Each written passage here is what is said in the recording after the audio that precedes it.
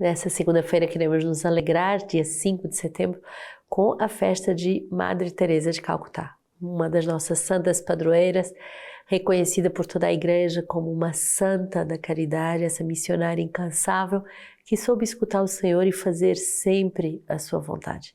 Alegremos-nos por isso, alegremos-nos com o seu coração que não teve vergonha de alcançar tudo aquilo que o Senhor lhe pediu, de ir até as fronteiras existenciais de todas as favelas, de todos os lugares mais terríveis, para ir buscar aqueles que Deus ama. No número 290 do nosso livro de vida, hoje vamos trabalhar a questão da correção fraterna. Acontece muitas vezes que vemos mais facilmente os defeitos, imperfeições e pecados dos nossos irmãos e irmãs de comunidade do que eles mesmos, que reiteram as suas faltas parecendo que não se aperceber de nada. É assim que cada um de nós, pois somos facilmente cegos sobre nós mesmos. A correção fraterna faz parte dos atos de caridade que ajudam o irmão desde o instante que esta é praticada de maneira evangélica, sem o mínimo espírito de acusação ou de condenação.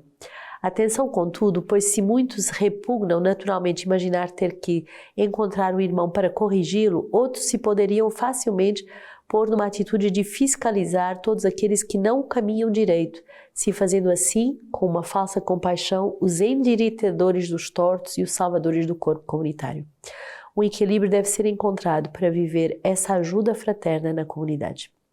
É necessário praticar a correção fraterna entre nós, na comunidade, senão o nosso risco seria de nos tornarmos uma comunidade de pessoas justapostas e a nossa caridade poderia ser hipócrita. Nesse caminho delicado, somos guiados pela palavra do Evangelho.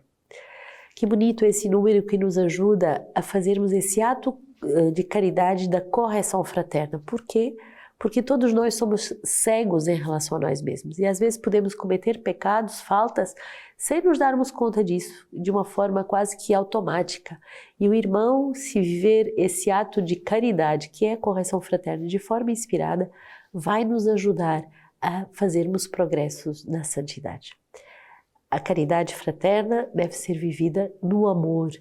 Não é uma forma de acusar o irmão ou de humilhá-lo, mas é uma forma de iluminá-lo para que ele possa se converter. Por isso, somos guiados pela palavra de Deus nesse caminho de conversão e de correção fraterna, e é uma grande graça podermos ter irmãos que nos ajudam no nosso processo de santificação. 1 João 3, nós sabemos que passamos da morte para a vida, porque amamos os irmãos. Aquele que não ama permanece na morte. E todo aquele que odeia o seu irmão é um homicida. E sabeis que nenhum homicida tem a vida eterna permanecendo nele. Nisto conhecemos o amor. Ele deu a sua vida por nós. E nós também devemos dar a nossa vida pelo irmão. Se alguém possuindo os bens deste mundo vê o seu irmão na necessidade e lhe fecha o coração, como permanecerá nele o amor de Deus? Filhinhos, não amemos com palavras nem com a língua, mas com a ação e com a verdade. O amor exige que tenhamos a coragem de amar o outro, mesmo corrigindo o outro. O amor não faz de nós nem um acusador, alguém que pode odiar o irmão, não faz de nós alguém que pode acusar o irmão e continuar a ser hipócrita, se tornando até um homicida do seu irmão. O amor de Deus faz de nós uma pessoa capaz de ajudar o outro nesse processo de iluminação e de santificação.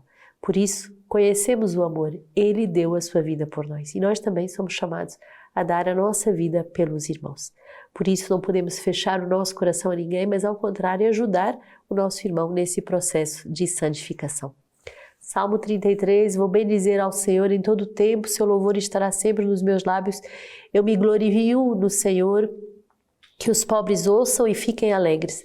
Engrandecei ao Senhor comigo, juntos exaltemos o seu nome. Procurai o Senhor e ele me atendeu, e de todos os meus temores ele me livrou. Contemplai-o e estareis radiantes, vosso rosto não ficará envergonhado. Este pobre gritou e o Senhor ouviu, salvando de todas as suas angústias. O anjo do Senhor acampa ao redor dos que o temem e os liberta. Provai e vede como o Senhor é bom. Feliz o homem que nele se abriga. Temei ao Senhor, vós santos seus, pois nada faltará a quem o teme. Os leõezinhos passam necessidade e fome, mas nenhum bem falta aos que procuram o Senhor. O Senhor escuta os pobres e fica alegre, e o Senhor vai engrandecer a sua alma cuidando de cada um de nós. O Senhor de verdade nos pede: procurem-no e Ele os atende. E de todos os seus temores Ele os liberta. Temos que recorrer a Deus como um Pai que de todos os temores, de todas as nossas faltas, Ele nos liberta. Um pobre gritou e o Senhor ouviu. De todas as suas angústias Ele o salvou. Essa é a experiência que temos com mais esse retiro Recria-me em nossas casas. Mais um grupo que durante uma semana vai fazer a experiência de, na sua miséria, na sua indigência, no seu sofrimento, gritar a Deus e pedir que Deus o salve, que Deus o liberte, que Deus tenha piedade dele. João 19, perto da cruz de Jesus, permaneciam de pé sua mãe e sua irmã, a irmã de sua mãe, Maria, mulher de Clopas, e Maria Madalena. Jesus, então, vendo a sua mãe e perto dela o discípulo a quem amava, disse à sua mãe: mulher, eis aí o teu filho. Depois disse ao seu discípulo: eis aí a tua mãe. E a partir dessa hora, o discípulo a recebeu em sua casa. Depois, sabendo que tudo estava consumado, disse para que se cumprisse a escritura até o fim: tenho sede. Estava ali um vaso cheio de vinagre. Fixando-lhe então uma esponja embebida em vinagre no ramo de ísopo, levaram-no à sua boca. Quando Jesus tomou o vinagre, disse: tudo está consumado. E, inclinando a cabeça, entregou o seu espírito. Com esta passagem, somos colocados aos pés da cruz, onde estão presentes João e Maria com algumas mulheres.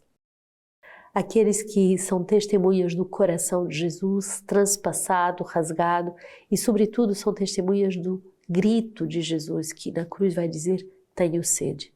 E Jesus tem sede da salvação de cada um de nós. Jesus tem sede da salvação de cada um dos seus filhos. Jesus não quer que nenhum dos seus filhos se percam. E não tem ninguém tão longe da cruz que não possa ser salvo. Não tem ninguém que não haja salvação. Por isso que a igreja nunca poderá ser a favor da pena de morte, porque acreditamos que por mais desesperadora seja a situação, por mais terrível que tenha sido o pecado cometido, Jesus tem sede de salvar aquele irmão, aquele filho de Deus.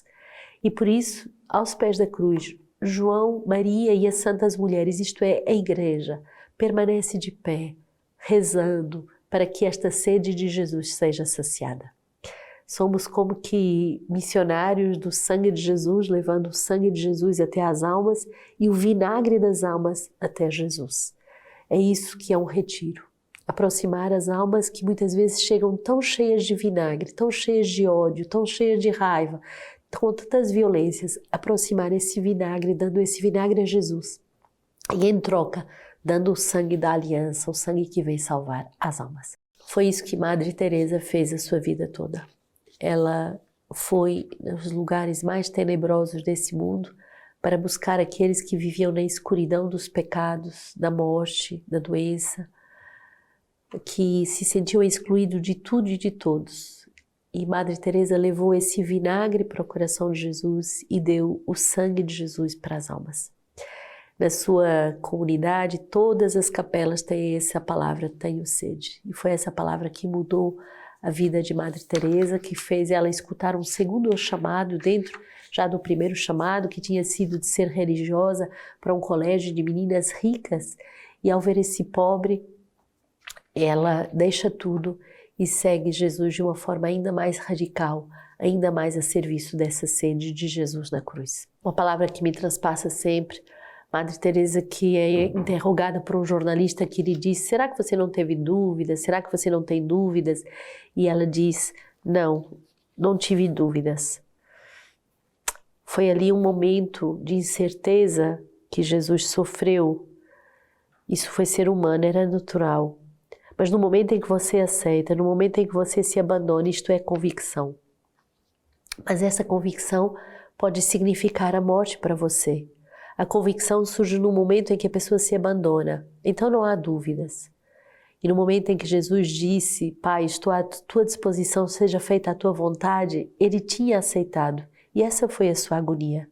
Ele sentia todas as coisas que o Senhor e eu poderemos sentir como seres humanos. Foi por isso que ele fez como nós em todas as coisas, exceto no pecado. Mas quando a incerteza se mantém, e esse é o momento de se ajoelhar. Nessa oração, Deus não pode nos enganar, porque essa oração vem de dentro de nós. É o momento em que mais o queremos, e quanto mais temos dentro de nós, é para sempre. Não há dúvidas. Podemos ter até outras dúvidas, mas essa não teremos mais. Estou convencida de que é Ele, não eu, de que é obra dele, não a minha obra, e eu estou apenas à sua disposição. Sem Ele nada posso fazer. Nem mesmo Deus, nem mesmo sequer Deus pode fazer alguma coisa por alguém que já está repleto. Temos que estar completamente vazios para deixá-lo entrar e fazer o que Ele quiser. Esta é a parte mais bela de Deus, não é? Sendo onipotente, não pode se impor a ninguém. Que Deus nos dê a graça de nos vaziarmos de nós mesmos para que Ele possa fazer tudo o que Ele quiser, como Deus, onipotente no amor.